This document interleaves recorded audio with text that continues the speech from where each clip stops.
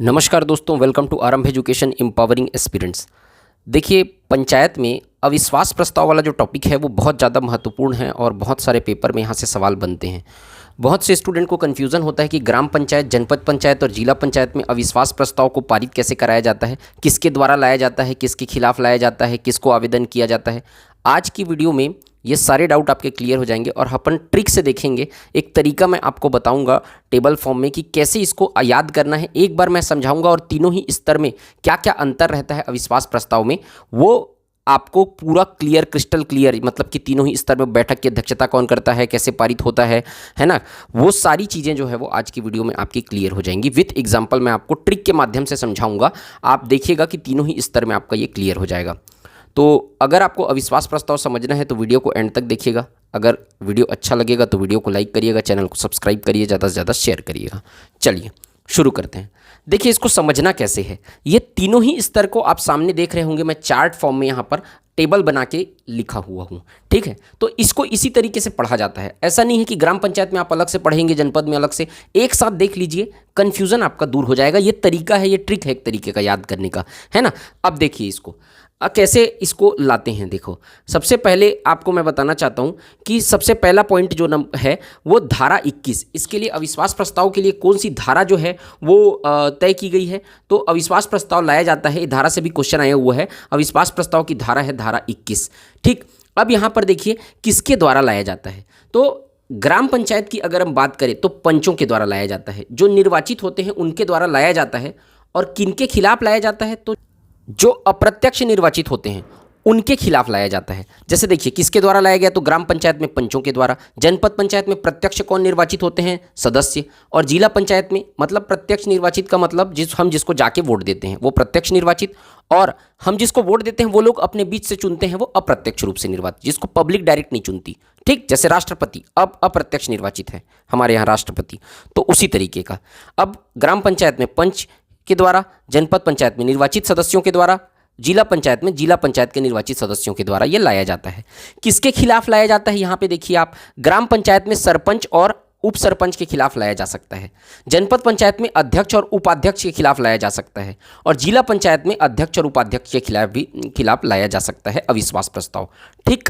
अब अविश्वास प्रस्ताव को लाने की प्रक्रिया क्या होती है, तो अविश्वास प्रस्ताव की सूचना एक निश्चित प्रारूप बनाकर कम से कम 1/3 सदस्य, मतलब कि 1/3 सदस्यों या पंचों द्वारा दस्तखत कर विहित अधिकारी को आवेदन किया जाता है। एक ड्राफ्ट बनाया जाएगा और उसमें क्या किया जाएगा, अगर ग्राम पंचायत की बात करें तो पंच लोग जो है वो 1/3 पंच है ना, मतलब अगर कहीं 10 से 20 पंच हो सकते हैं मैक्सिमम। तो अपन बात करते हैं, मान लो जाए कि 12 पंच हैं, तो 1/3 कर लीजिए 12 पंचों का। तो 1/3 जब अपन करते हैं तो 4 आता है। तो 4 पंचों के द्वारा ग्राम पंचायत में एक ड्राफ्ट बना के विहित अधिकारी को आवेदन किया जाएगा। विहित अधिकारी कौन होता है, जो सरकारी अधिकारी होता है। मैं आपको बताऊंगा विहित अधिकारी कौन होता है, समझ में आया। तो उसी तरीके से जनपद पंचायत में जनपद पंचायत के सदस्यों के द्वारा 1/3 जो जनपद पंचायत सदस्य हैं उसके द्वारा, और जिला पंचायत में भी 1/3 सदस्यों के द्वारा किसको आवेदन किया जाता है। तो विहित अधिकारी कौन है, देखो। अब जो आवेदन किया जाता है जिसको, वो विहित अधिकारी है अनुविभागीय अधिकारी राजस्व ग्राम पंचायत में। जनपद पंचायत के लिए हम आवेदन करेंगे, मतलब जो सदस्य हैं वो कलेक्टर को आवेदन करेंगे, कलेक्टर विहित अधिकारी होता है। और जिला पंचायत के लिए विहित अधिकारी नियुक्त किया जाता है संचालक पंचायत को। तो ये तीनों कौन होते हैं, विहित अधिकारी, ग्राम, जनपद और जिला में। एक एक साथ पढ़ते चलना है तो आपको आसानी से याद हो जाएगा। अब देखो, अब ये जो 1/3 पंच या 1/3 सदस्य हैं वो लोग आवेदन किए। मान लो जाए इनकी संख्या 4 है, मान लो कि 4 लोग जाके आवेदन करते हैं ग्राम पंचायत के कंडीशन में। तो सूचना अविहित अधिकारी को आवेदन करेंगे। तो मैं ग्राम पंचायत का एग्जांपल लेके बता रहा हूँ, जनपद और जिला में सेम होगा। ग्राम पंचायत में 4 लोग लेके गए एक ड्राफ्ट बना के कि भैया आवेदन करते हैं कि हमको अपने सरपंच के खिलाफ अविश्वास प्रस्ताव लाना है। अब अनुविभागीय अधिकारी राजस्व को गए उसके पास, और अनुविभागीय अधिकारी राजस्व के पास जाके बोले कि हमको जो है ये ड्राफ्ट हम सौंप रहे हैं आपको, ये आवेदन कर रहे हैं और हमको अपने सरपंच के खिलाफ अविश्वास प्रस्ताव लाना है। तो अब अनुविभागीय अधिकारी राजस्व क्या करेगा, सूचना मिलने के 15 दिन के भीतर ये एक विशेष बैठक बुलाएंगे कि उस बैठक में प्रस्ताव पारित करने के लिए जो बैठक बुलाया जाता है उसको विशेष बैठक कहते हैं। तो अनुविभागीय अधिकारी राजस्व, मान लो जाए 1 जनवरी को अनुविभागीय अधिकारी राजस्व के पास 4 पंच गए आवेदन लेके कि भाई हमको अविश्वास प्रस्ताव लाना है, तो 15 जनवरी के पहले पहले 15 जनवरी के पहले पहले अविश्वास, एक एग्जाम्पल के लिए मैं बोल रहा हूँ, 15 जनवरी के पहले पहले अनुविभागीय अधिकारी राजस्व विशेष बैठक बुलाएगा। अब 15 जनवरी के पहले विशेष बैठक बुलाएगा और 7 दिन के पहले मतलब 8 जनवरी तक, तो 7 दिन के पहले सम्मेलन की सूचना सचिव या सीईओ को दी जाएगी। मतलब ग्राम पंचायत के कंडीशन में अनुविभागीय अधिकारी राजस्व जो है वो 7 दिन के भीतर, है ना, मतलब 15 दिन के अंदर बैठक बुलाने वाला है, तो मान लो जाए 15 जनवरी को बैठक बुलाने वाला है, तो 8 जनवरी तक उसको सम्मेलन का जो विशेष सम्मेलन है जिसमें उसको पारित करवाना है प्रस्ताव को, है ना, उसके लिए सूचना जो है वो ग्राम पंचायत में अनुविभागीय अधिकारी राजस्व जो है वो सचिव को देगा, और जनपद पंचायत और जिला पंचायत में ये जो कलेक्टर हैं, कलेक्टर और संचालक पंचायत, ये लोग सीईओ को, तो जनपद में सीईओ होता है, जिला में भी सीईओ होता है जो सरकारी अधिकारी, और ग्राम पंचायत में अनुविभागीय अधिकारी राजस्व होता है, सचिव होता है, ठीक, तो इन लोगों को देगा। अब ये लोग क्या करेंगे, 3 दिन के पूर्व, है ना, 3 दिन के पूर्व अध्यक्षता करने वाले की सूचना अनुविभागीय अधिकारी राजस्व सचिव और कलेक्टर को देगा। तो देखो, अनुविभागीय अधिकारी राजस्व जो है वो ग्राम पंचायत में 7 दिन के पहले क्या बोलते हैं, बैठक की सूचना देगा, है ना, विशेष बैठक जो बुलाया जाएगा उसकी सूचना सचिव को देगा। और अनुविभागीय अधिकारी राजस्व 3 दिन के पहले अध्यक्षता कौन करेगा, वो जो विशेष सम्मेलन बुलाया जाएगा ना, उसकी अध्यक्षता कौन करेगा, उसकी जानकारी सचिव को देगा। मतलब 7 दिन के पहले सम्मेलन किस तारीख को रखा जाएगा उसकी सूचना सचिव को देगा, और 3 दिन के पहले, है ना, मतलब लगभग 15 तारीख मान लेते हैं तो 12 तारीख मान लेते हैं, 12 तारीख तक अनुविभागीय अधिकारी राजस्व, है ना, सचिव को देगा। किसकी सूचना, अध्यक्षता कौन करेगा उसकी सूचना। अब जनपद में कलेक्टर 3 दिन के भीतर सीईओ को अध्यक्षता करने वाले की सूचना देगा। जनपद में क्या बोलते हैं, जो वित्त अधिकारी होता है, मतलब सरकारी अधिकारी, वो कौन होता है, कलेक्टर, तो कलेक्टर जो है वो 3 दिन के भीतर सचिव सीईओ को देगा। उसी तरीके से जिला पंचायत में जो संचालक पंचायत रहेगा वो 3 दिन के भीतर सीईओ को क्या देगा, अध्यक्षता करने वाले की सूचना देगा, ठीक। अब इसके बाद बैठक की अध्यक्षता ग्राम पंचायत में नायब तहसीलदार या समकक्ष अधिकारी करेगा। नायब तहसीलदार या इक्विवेलेंट पोस्ट में जो उसके है वो ग्राम पंचायत में बैठक की अध्यक्षता करेगा। जनपद पंचायत में बैठक की अध्यक्षता डिप्टी कलेक्टर या समकक्ष अधिकारी करेगा, और जिला पंचायत में बैठक की अध्यक्षता कलेक्टर या अतिरिक्त कलेक्टर करेगा।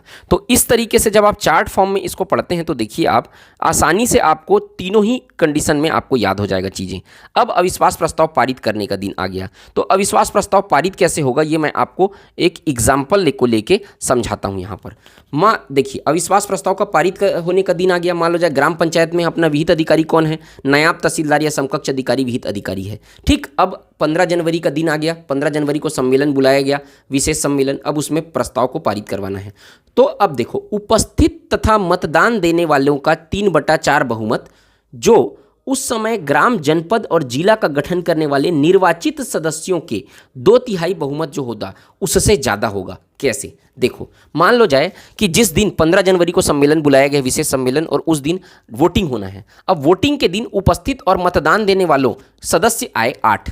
मान लो जाए जिस दिन वोटिंग हुआ 15 जनवरी, मान लो जाए एग्जाम्पल लेते हैं, तो उस दिन वोटिंग हुआ, उस दिन आए क्या, उपस्थित, मतलब सब कोई थोड़ी आए, उपस्थित, और उपस्थित में से भी कौन, जो मत देने वाले हैं, है ना, वो उतने लोग उपस्थित हुए, 8 लोग। तो क्या बोल रहा है ये, 8 का 3/4 बहुमत कितना हुआ, 4 दूनी 8, 3 दूनी 6, 6 सदस्य हुए। इसका वोट कितना आया, 6। तत्समय ग्राम, जनपद और जिला का गठन करने वाले निर्वाचित सदस्य, मान लो जाए ग्राम, जनपद और जिला का गठन करने वाले निर्वाचित सदस्य हैं कितना, 18। एक एग्जाम्पल के लिए मैं ले रहा हूँ, इसका 2/3 बहुमत, तो ये हो गया 3 छक्के 18, 6 दूनी 12 हो गया। इससे ज़्यादा होना चाहिए, ये जो है ना वो इससे ज़्यादा होना चाहिए। क्या ज़्यादा है, ये जो 8 हैं उपस्थित तथा मतदान करने वाले, इनका 3/4 कर रहे हैं तो 6 आ रहा है। कुल गठन करने वाले सदस्य हैं 18, उसका 2/3 कर रहे हैं तो 12 आ रहा है। तो इसमें क्या कंडीशन फॉलो हो गया, ये फॉलो हो गया। फॉलो क्या होना चाहिए, ये होना चाहिए। अविश्वास प्रस्ताव पारित नहीं होगा, पारित नहीं होगा, रिजेक्ट हो जाएगा। अब देखो अगला मैं बताता हूं आपको, उपस्थित तथा मतदान करने वाले सदस्य हैं मान लो जाए 12, उस दिन उपस्थित हैं वोटिंग देने वाले, तो उनका 3/4 निकालो। अब तो ये 4 तिया 12 आता है, 3 तिया 9 आता है। अब ये सदस्य की संख्या हो गई 9, और तत्समय ग्राम, जनपद और जिला का गठन करने वाले निर्वाचित सदस्य हो गए 2/3। 2/3 मतलब मान लेता हूँ मैं एग्जाम्पल के लिए कि निर्वाचित करने वाले भी 12 ही हैं, सबके सब उपस्थित हैं, तो 12 गुणित कितना कर दो, 2/3 कर दो, तो 3 चौक 12 आता है। अब 4 दूनी 8 आता है। अब देखो ये सेटिस्फाई हो रहा है, ये बड़ा है, मतलब उपस्थित तथा मतदान करने वालों का 3/4 बहुमत ज़्यादा है कुल गठन करने वाले सदस्यों के 2/3 बहुमत से। 9 ज़्यादा है ना 8 से, तो अब ये सेटिस्फाई हो रहा है, अब ये प्रस्ताव जो है वो पारित हो जाएगा। तो साफ साफ समझ में आया एग्जाम्पल से कि उपस्थित तथा मतदान करने वाले, जिस दिन उपस्थित है वोटिंग के दिन और जो लोग मतदान कर रहे हैं, उनका 3/4 बहुमत जब हम निकालेंगे तो वो पूरे सदस्य जो जनपद, ग्राम, जनपद और जिला का गठन कर रहे हैं उनके 2/3 बहुमत से ज़्यादा होना चाहिए। इस तरीके से जो पहला एग्जाम्पल बताया उसमें पारित नहीं होगा, लेकिन दूसरा एग्जाम्पल मैं बताया उस कंडीशन में अविश्वास प्रस्ताव जो है वो पूरी तरीके से पारित हो जाता है। तो इस तरीके से अविश्वास प्रस्ताव पारित होता है। अब यही लिखा हुआ है यहाँ पर, आप देख लीजिए खुद अपने आँख से, यहाँ पे देख लो।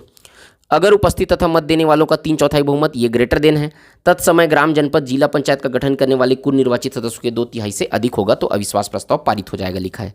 ठीक, अब अविश्वास प्रस्ताव इस कंडीशन में पारित होगा। अब अविश्वास प्रस्ताव के खिलाफ अपील, जिसके खिलाफ मतलब सरपंच के खिलाफ अगर अविश्वास प्रस्ताव लाया गया है, उसको लग रहा है कि नहीं मेरे खिलाफ तो अविश्वास प्रस्ताव जोर जबरदस्ती करके ले आया है ना, मतलब सही तरीके से नहीं लाए हैं, तो वो अपील कर सकता है 7 दिन के भीतर। मतलब 15 जनवरी को अगर अविश्वास प्रस्ताव पारित हो गया तो 22 जनवरी के भीतर वो ग्राम पंचायत का सरपंच जो है वो 7 दिन के भीतर अपील कर सकता है, जबकि जनपद पंचायत का अध्यक्ष अगर है, चाहे अध्यक्ष उपाध्यक्ष, तो 10 दिन के भीतर अपील कर सकता है, और 15 दिन के भीतर जिला पंचायत का जो जिसके खिलाफ लाया गया है वो अपील कर सकता है। किसको अपील कर सकता है? ग्राम पंचायत में सरपंच जो है वो कलेक्टर को अपील करेगा, और जनपद पंचायत में संचालक पंचायत अपीली अधिकारी होता है, और जिला पंचायत में राज्य सरकार को अपील किया जा सकता है। ठीक, अब कलेक्टर मतलब ग्राम पंचायत की अगर माने हम लोग, तो ग्राम पंचायत में कलेक्टर को 7 दिन के भीतर अपील करेगा, 22 जनवरी के भीतर। अब कलेक्टर 30 दिन के भीतर निर्णय देंगे जो अंतिम होगा। कलेक्टर फाइनल निर्णय देगा, मतलब 22 जनवरी से 30 दिन ले लो, 22 फरवरी, तो 30 दिन के भीतर कलेक्टर निर्णय देगा जो फाइनल होगा। अगर कलेक्टर चाहे तो उसको खत्म कर देगा, और कलेक्टर चाहे तो उसको जारी रखेगा विश्वास प्रस्ताव को। और जनपद पंचायत में संचालक पंचायत भी 30 दिन के भीतर निर्णय देगी जो अंतिम होगा। लेकिन जिला पंचायत में राज्य सरकार 45 दिन के भीतर निर्णय देगी। जब उसके पास अपील आया उसके 45 दिन के भीतर आप काउंट कर लो, निर्णय देगी। तो आप देखो ग्राम, जनपद और जिला में, ग्राम और जनपद में तो 30-30 दिन है, लेकिन जिला पंचायत में 45 दिन है। ठीक है, तो इन्हीं डिफरेंसेस को आपको पकड़ के याद करना है। ठीक, अब अविश्वास प्रस्ताव कब नहीं लाया जा सकता है ना, तो अविश्वास प्रस्ताव कब नहीं लाया जा सकता? पहला, वह तारीख जिस तारीख से अध्यक्ष उपाध्यक्ष अपना पद ग्रहण किए हैं उसके 1 वर्ष के भीतर नहीं लाया जा सकता। मतलब मान लो जाए 1 जनवरी 2025 को अगर पद ग्रहण कर दिए हैं तो 1 जनवरी 2026 तक नहीं लाया जा सकता। नए नए हैं ना अभी वो लोग, तुरंत कैसे अविश्वास प्रस्ताव ले आओगे? अब कार्यकाल का अंतिम 6 माह बचा है, मतलब 2030 में कार्यकाल खत्म होगा, तो अंतिम 6 माह में नहीं लाया जा सकता। ठीक, जब 6 माह बस बचा है तो ऐसे भी चुनाव होने वाला है, तो लाके क्या करेंगे? तीसरा क्या है? उस तारीख से 1 वर्ष के भीतर जिस तारीख से पिछला अविश्वास प्रस्ताव पारित हुआ है, 1 जनवरी 2025 को एक अविश्वास प्रस्ताव लायक थे और वो अविश्वास प्रस्ताव जो है वो नामंजूर हुआ था, अविश्वास प्रस्ताव 1 जनवरी 2025 को, तो अब उसके 1 वर्ष के भीतर नहीं लाया जा सकता है ना, क्योंकि आप बार बार खाली अविश्वास प्रस्ताव ही लाते रहोगे तो बाकी सब काम कब होगा? इसलिए जिस तारीख से नामंजूर हुआ था उसके एक जो साल है उसके भीतर नहीं लाया जा सकता। और दोनों के खिलाफ, अगर जैसे सरपंच और उप सरपंच दोनों के खिलाफ लाना है, अध्यक्ष उपाध्यक्ष दोनों के खिलाफ लाना है, तो अलग अलग प्रारूप में आवेदन उसको करना पड़ेगा। तो देखिए आप अब इस तरीके से आप कैसे आसानी से इसको याद कर सकते हैं। ये तो डेमो था, मैं जो चार्ट प्रिपेयर किया हूँ वो आप देख सकते हैं इस तरीके का कि ये पूरा जो चार्ट है वो आपका 36 पॉइंट का पूरा आपको चार्ट मिलेगा। जिस तरीके से मैंने चार्ट प्रिपेयर किया है, ये तो आपको एक पॉइंट मैंने समझाया। देखिए अविश्वास प्रस्ताव का जो पॉइंट है वो ये वाला पॉइंट है, पॉइंट नंबर 30। पॉइंट नंबर 30 मैंने आपको एक्सप्लेन किया यहाँ पे, देखो पूरा। इसी तरीके से रिकॉल का भी है, ये रिकॉल 31 पॉइंट नंबर। इस तरीके से पूरा ग्राम, जनपद और जिले के लिए रिकॉल है। और इसी तरीके से पूरा 3 पेज का ये चार्ट है फुल पेज में, जिसमें मैंने 36 से 40 पॉइंट में पूरा समझाया है पूरा ग्राम, जनपद और जिला पंचायत को। तो अगर आप ये चार्ट जो है वो अगर पढ़ेंगे आप, तो आप देखिएगा कि 90% क्वेश्चन जो है वो इसी चार्ट से आता है। ये चार्ट से आपका पेपर में सॉल्व हो जाएगा। 10% क्वेश्चन, इसलिए मैं देखिए 100% क्वेश्चन तो कहीं से नहीं आएगा, लेकिन एक 3 पेज का चार्ट पढ़ने से अगर आपको पूरा पंचायत आपको रिवीजन हो जाता है और क्लियर हो जाता है पूरा कॉन्सेप्ट ग्राम, जनपद और जिला का, तो उसमें क्या आपको दिक्कत है सोचिए आप। तो आप सोचिए इसको, अगर कहीं चार्ट परचेस करना चाहते हैं तो आप जो कमेंट सेक्शन में आपको इसका डिटेल जो है वो मिल जाएगा, डिस्प्ले में भी शो हो रहा होगा। आप वहां से आप जो है वो उस प्रोसेस को फॉलो करके चार्ट को बाई कर सकते हैं। ठीक है, तो मुझे आपको आज की वीडियो में अविश्वास प्रस्ताव ही समझाना था। अगर आपको अविश्वास प्रस्ताव समझ में अच्छे से आया होगा तो मुझे कमेंट सेक्शन में कमेंट करके जरूर बताइएगा कि वीडियो आपको कैसा लगा। वीडियो को लाइक ज़रूर करिएगा। मिलते हैं किसी नेक्स्ट वीडियो में, तब तक के लिए जय हिंद, वंदे मातरम, अपना ख्याल रखिएगा।